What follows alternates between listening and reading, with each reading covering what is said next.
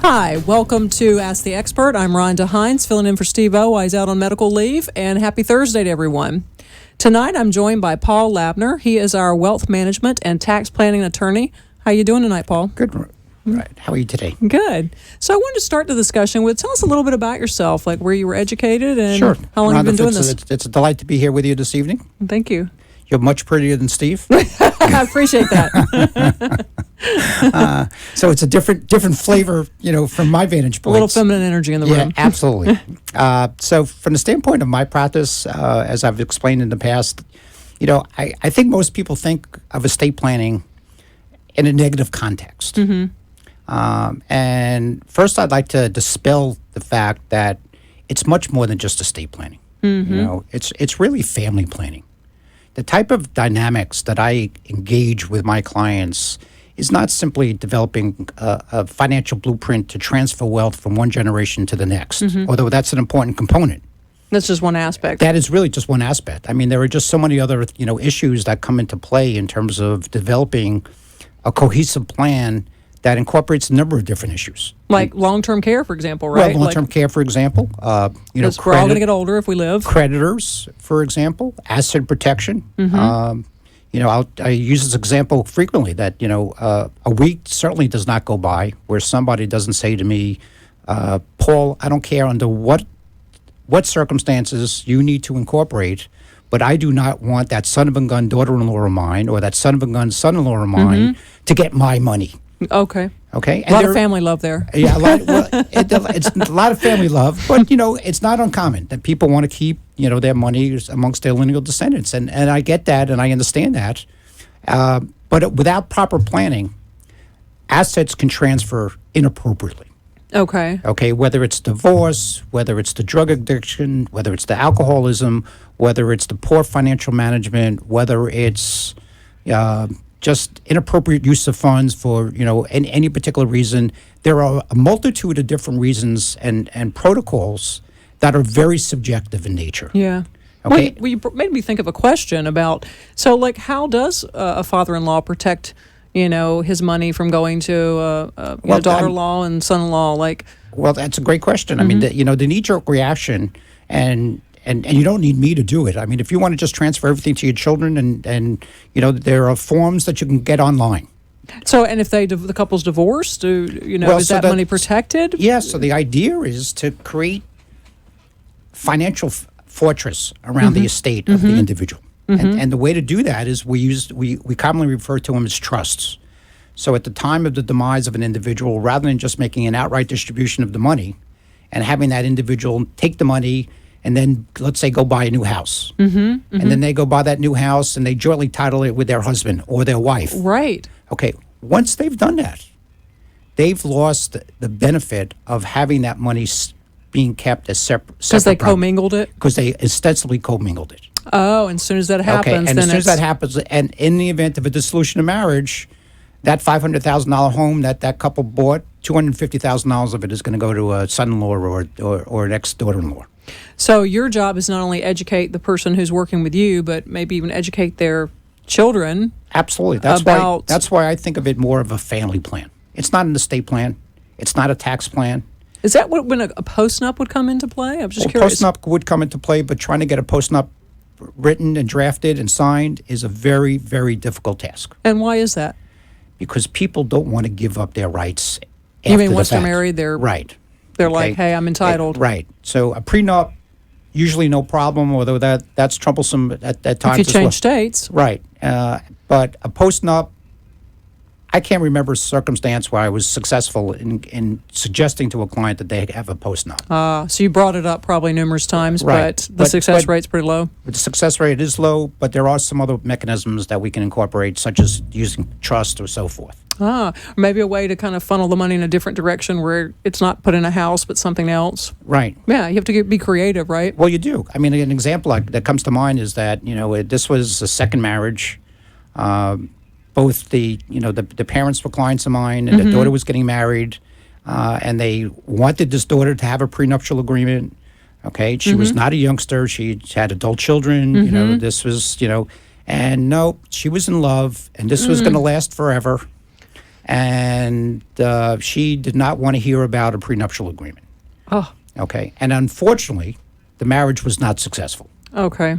Okay, but what I did do with my clients, and since they were very concerned about it, is I did exactly as I suggested to you, and that is that upon their demise, and they have since passed away, those monies were placed in trust for the benefit of their daughter. Oh, okay. So the money was protected. Oh, it was absolutely So protected. because and she if it- wasn't- and if it wasn't, that would have been hundreds upon hundreds of thousands of dollars that would have been dissipated I unnecessarily. bet she's loving you now. She is. Now she's happy with me. She didn't like you at first. It's so funny you said it. She did not like me. But now you're the new best friend. I was not on that positive list. I was definitely not on that positive list. And sometimes, it's about telling people what they don't want to hear. And, you well, still that's have part to of do my, that. That is part of my job. I Yeah. need to be the catalyst. Yeah, you do. I need to bring up the things that people don't want to think about or talk about. Whether- That's my job. Yeah, whether it makes them unhappy or not. Right. So when I say family planning, I don't mean that in a cute kind of way. I mean that quite sincerely. And it's that Because you're generational planning. right? You're- Because I'm really incorporating a number of different components. The idea of doing estate planning to reduce estate taxes with the $11,400,000 exemption that we have today is not much of an issue for many of our clients. Right.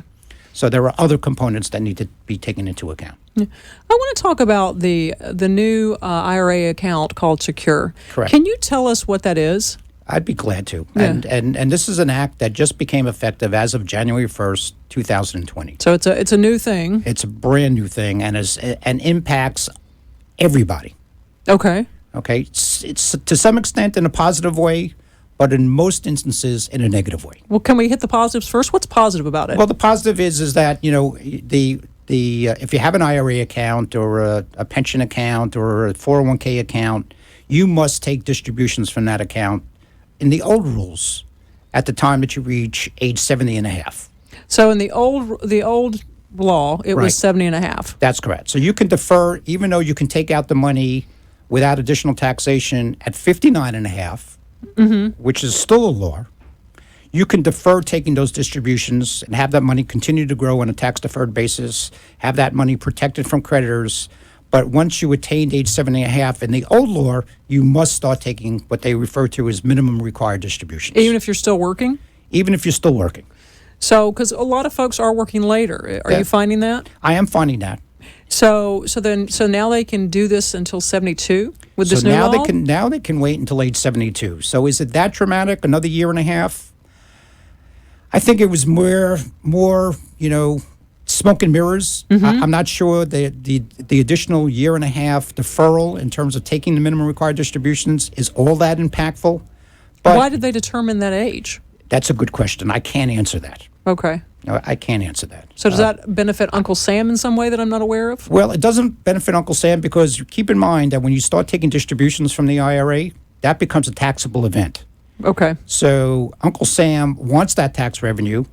So in some respect, by deferring it from 70 and a half to age 72, they're mitigating some of that tax deferral or tax benefit that they would be receiving in terms of the IRS coffers. And by the time some people hit 72, who knows? This law may be changed again. They're going to allow it for further delay. Well, that's also possible. So what are some of the negatives?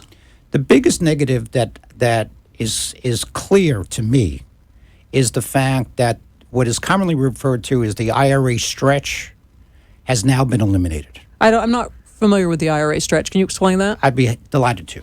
So in a husband and wife situation, and I can give you numerous examples, but in a husband and wife situation, it doesn't really matter the age, but based upon the current law as well as the existing law, is that you can transfer that IRA or pension or 401k from one spouse to the other spouse, no taxes, and they can roll over those funds into their individual retirement account. If their spouse dies. If their spouse dies. Okay? Depending upon their age, they can now defer until age 72 to start taking distributions. So husband dies, gives it, transfers to a wife. She blends it with her IRA. She can blend it account? with her IRA. Okay, and she doesn't have to pay taxes yet until she starts actually collecting the money. That's correct. Okay. Okay, so now she has a bigger pot than she had previously to help her or him meet their individual cash flow needs. Okay. Okay? The big change occurs upon the second death. Because under the old rule, So now the wife dies. so now the wife dies, okay? And let's say you have 2 children. Those 2 children are now age 40, age 50, whatever age you want it. They could have, under the old rules, take those monies and roll it over to a beneficiary IRA and take minimum required distributions based upon their age. The children could have rolled it to beneficiaries? To beneficiaries, that's correct. Okay. Okay, so using a 40-year-old as an example, that individual 40-year-old could defer and have the tax accumulation and the accumulation of that money's growing actuarially probably for another 40 years. Saving for his children. Saving perhaps for his children, correct. Okay. The new law says no. So no more passing to your your grandchildren, basically. No, you can't pass it to your grandchildren anymore because if you do, the same rules apply. So the only thing that they have, the only difference with a grandchild is that you have a slight deferral until they become age of majority, which is age 18 here in the state of Florida. So in essence, trying to simplify the process is that when a husband and wife die and leave those IRA assets to their children, thinking that their children will be able to enjoy the tax-deferred growth, the ability to accumulate monies in a tax-favored environment, the ability to have that money being preserved from creditors and predators, because there is some asset protection components to it as well, is for the most part eliminated because the new law says that they must take distributions within 10 years. So, okay. So if that child's 40, their son is 40 years old, by the time he's 50, he has to start taking distributions. He has to take out all of the money. All of the money? All of the money. So Uncle Sam really wants his cash. That's fast. exactly right. This is nothing more than a tax. Wow. Okay, this was nothing more than a tax, and nobody really knows about it yet. And taxpayers voted on this? No. Our legislators, in their wisdom, decided that this was one of the revenue raising opportunities that most people, that unless you really understand the implications, most people really don't So know. they gave you 2 years and then took your future. Exactly. Is basically what it was. And it impacts everyone. This doesn't matter how large an estate you have. I have clients who have no estate tax problem at all, but have large IRAs or have some IRAs. So let's say this 40-year-old that we were talking about, that, the child. Yes. They now have $100,000. So they're going to basically... They'll have to pay taxes by the time they're age 50 on that $100,000 eroding, let's say, $30,000 of that money. That's what I was thinking, 30%. Yeah. Wow. That's a huge impact. Significant. Because I'm sure a 50-year-old is not ready to start taking retirement money, basically. Well, let's hope that they didn't need the money. Right. Now they don't have a choice. They have to take out, the minimum required distributions. They can wait to 10 years. They can take it out periodically over that 10-year period of time. But the maximum deferral that they can enjoy is the 10-year timeline, unlike their lifetime previously. Does this affect 401ks the same way? It operates under the same? It operates under the same criteria. Wow. Okay, whether it's a 401k, whether it's a 403b, whether it's an IRA, whether it's a pension plan, whether it's the defined contribution plan, makes no difference. What are some other examples of how people would be impacted, or some negatives with it? Well, the negatives, for the most part, is that many people, in my view, and from my experience of doing this for 40 years, is that they've thought of the IRA as a mechanism to provide some financial security to their children. Okay? Many of my clients have the basic philosophy that perhaps their children and grandchildren may not have the opportunity to create wealth to the same extent as they did. Right. Okay? Some people think that way, and again, this is just simply a generalization. Yeah.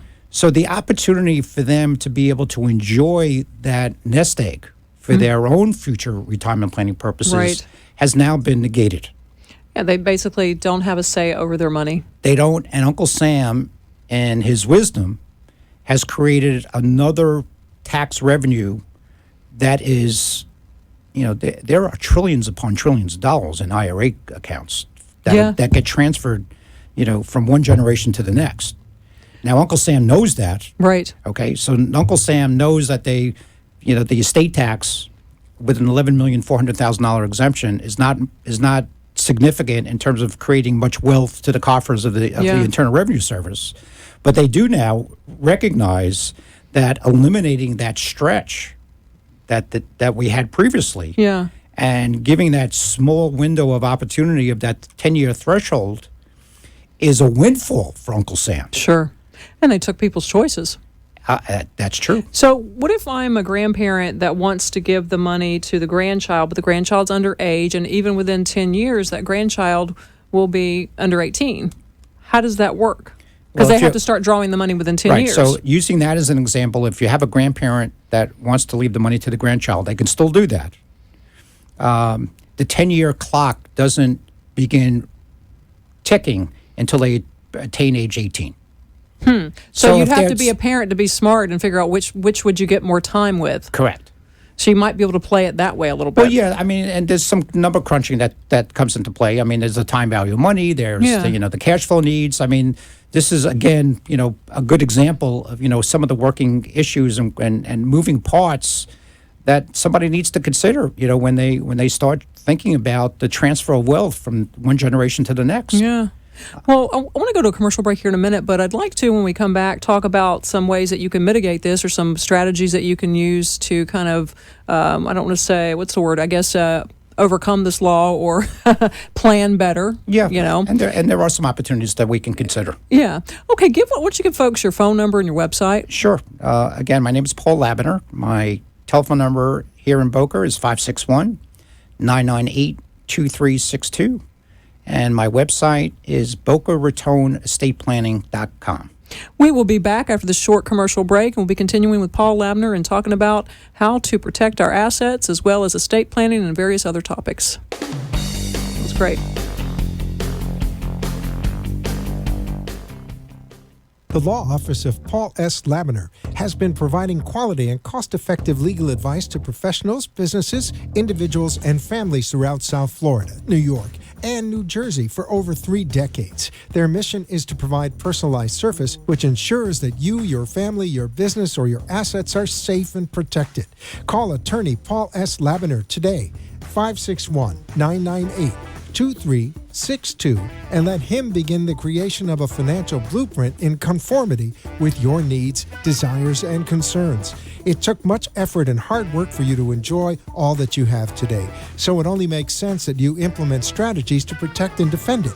The law office of Paul S. Labiner, PA, is a reputable law office nestled in beautiful Boca Raton, Florida, that is dedicated to providing you with personalized legal services that meet the specific needs of your family. Attorney Paul S. Labiner designs estate plans that ensure the most effective transfer of wealth, implement policies to mitigate income and estate taxes, and draft wills and trusts to maximize your family's wealth. Call attorney Paul S. Labiner today at 561-998-2362.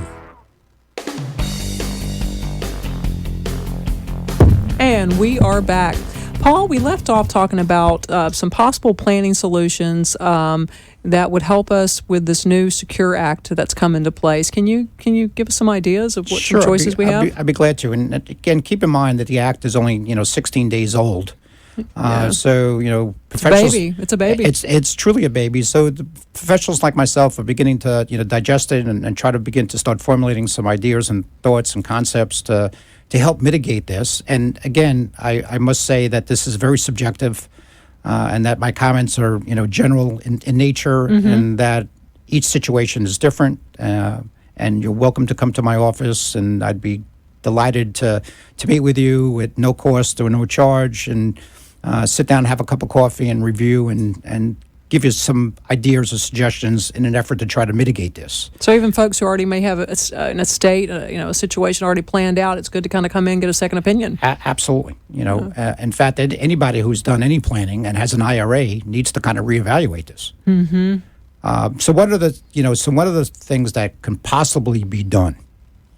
If you have a client, or I have a client that's charitably inclined, okay, after the second death, because most of my clients are most concerned about the nuclear unit of their husband and wife. So they want to make sure that the spouse is protected. The spouse is protected. So what happens after that? Okay, we've already discussed that we now have this new 10-year threshold that's onerous and that's that's primarily tax motivated. One of the opportunities to incorporate is using a charitable trust. Now, I'm trying not to get too technical, but a charitable trust would do the following: is that upon the death of the surviving spouse, rather than naming the child as the beneficiary of that IRA, we now name a charitable trust. Okay. Okay. Now, why do that? Well, you do that because, number one, there would be no tax implications in naming that charitable trust at the time of the death. Number two, now we're taking it outside the tax system. What exactly is a charitable trust? Okay, there's lots of different charitable trusts. So give an overall definition of... The charitable trust that I have in mind would be to take that IRA, transfer it into that charitable trust. The beneficiary of that charitable trust would be the child or the grandchild. Okay. Okay. And then upon their demise, which they can take those monies out over their lifetime. Yeah. And that upon their demise, it goes to the charity or foundation of their choice. So it has to go into a charity or foundation.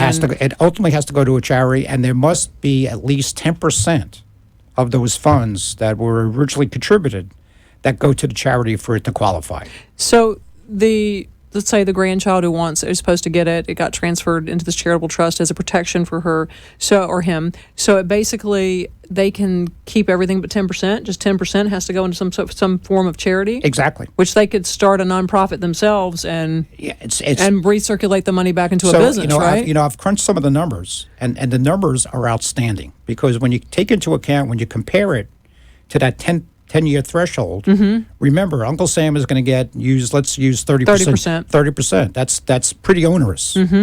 When I can now stretch that out and have that tax deferral over an extended period of time, especially with a grandchild of 30, 40, 50, 60 years, right?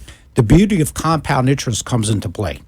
Okay. Yeah, you want to keep in there as long as you can. Exactly. And even if you're even remotely charitably inclined, that 10% will go to that charity of choice. It's called a charitable remainder trust.